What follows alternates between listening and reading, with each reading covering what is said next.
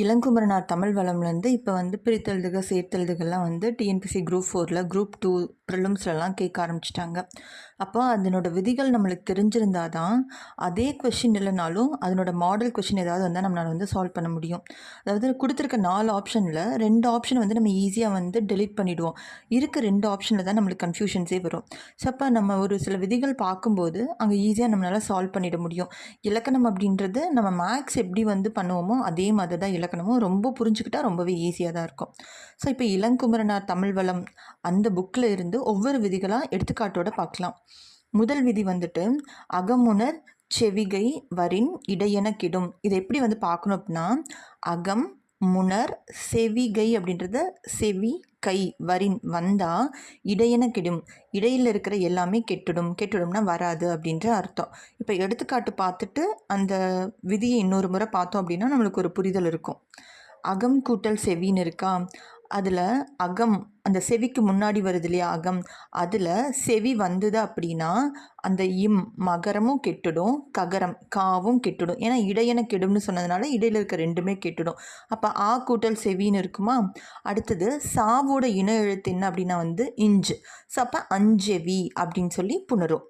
அதே மாதிரி தான் அகம் கூட்டல் கை அப்படின்றது வந்து அங்கைன்னு புணரும். எப்படி அப்படின்னா செவி கைவரின் இடையென கெடும். அப்போ கை வந்திருக்கனால இடையில் இருக்கிற எழுத்தான ககரமும் மகரமும் கெட்டு ஆ கூட்டல் கை அப்படின்னு இருக்கும். அது எப்படி வந்து கையோட இனவெழுத்தான ஙா இங்கு வந்து அங்கை அப்படின்னு சொல்லி புணரும். இது வந்துட்டு செவி கை இந்த ரெண்டுக்கும் மட்டும் இல்லை, அடுத்தது வர கண் தன் சிறை இந்த எழுத்துக்களுக்கும் இதே விதி பொருந்தும்.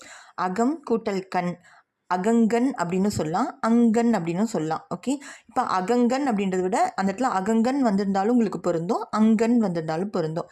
அதே மாதிரி அகம் கூட்டல் தன் அந்த ககரம் மகரம் ரெண்டுமே வந்து கெட்டு தாவோட இனவெழுத்தான இந்து வந்துட்டு அந்தன் அப்படின்னு சொல்லி உங்களுக்கு புணரும்.